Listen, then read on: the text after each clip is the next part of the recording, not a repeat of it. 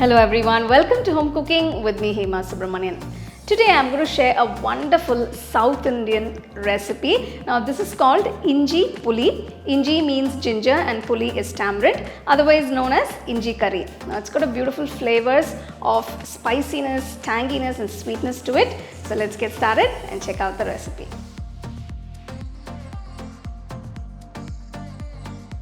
For the Inji Puli, I've taken one large lemon size of tamarind. You can see this. So we're going to soak this with warm water. So we're going to soak the tamarind in warm water. Meanwhile, I'm going to chop the ginger. So I've taken one large piece of ginger. For this recipe, in total, I'm using about 200 grams of fresh ginger. I'm just going to peel off the skin. So after you peel off the skin, just wash it quickly. I'm just going to slice it nice and thin first. So make sure you use fresh ginger for this recipe. So you need to cut the ginger into nice small pieces like this. So I've chopped about 200 grams of fresh ginger. So that's done. Now we'll start making the Inji Puli. I've taken a nice wide iron kadai. To this pour 6 tablespoons of gingelly oil. So you can also use coconut oil if you have. Now if you don't have gingelly oil or coconut oil, you can use any oil that you're using at home like refined oil. Once the oil is hot, add the chopped ginger to the oil and saute it for about 5 to 10 minutes on medium flame.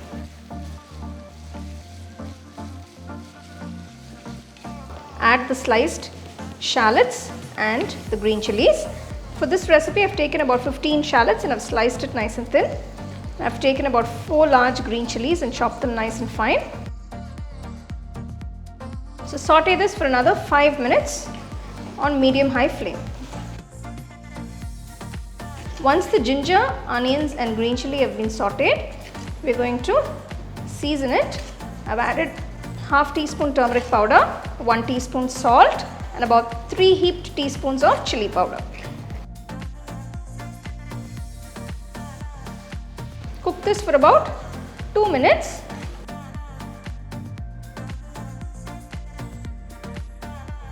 So I've added the spice powders to the vegetables because it will absorb the masala better and the flavors will be better. Next, I'm straining the tamarind puree. Now this is diluted tamarind puree. I've just mashed the tamarind nicely and I've strained it into the kadai. So the tamarind water is reduced and it's thickened up. Next, I'm going to add some jaggery. I've taken about 7 teaspoons of powdered jaggery here. It's going to add a light sweetness to the Inji Puli. So you can actually taste after adding the jaggery, and if you need to add a bit salt, you can add it to balance the flavors. After adding the jaggery, continue to cook for about 15 minutes, keeping the flame on medium. You can see the gravy has reduced considerably. It's become nice and thick. The oil has separated beautifully. You can store the Inji Puli in a clean airtight jar or container and refrigerate it for up to a month. It's got all these beautiful flavors of sweetness, spiciness and tanginess and all the goodness of ginger in it. It goes very well with rice, dosa, idly and even chapati. So I'm going to turn off the stove now, keep this aside. I'm going to temper a few ingredients and add it to the Inji Puli.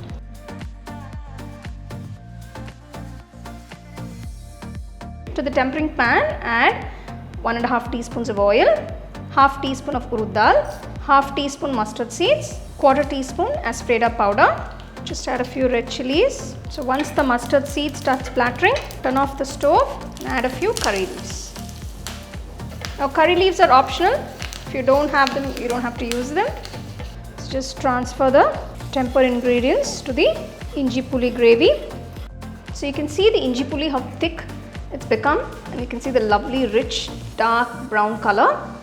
Once you've added the temper ingredients, just give it a quick mix and turn off the stove.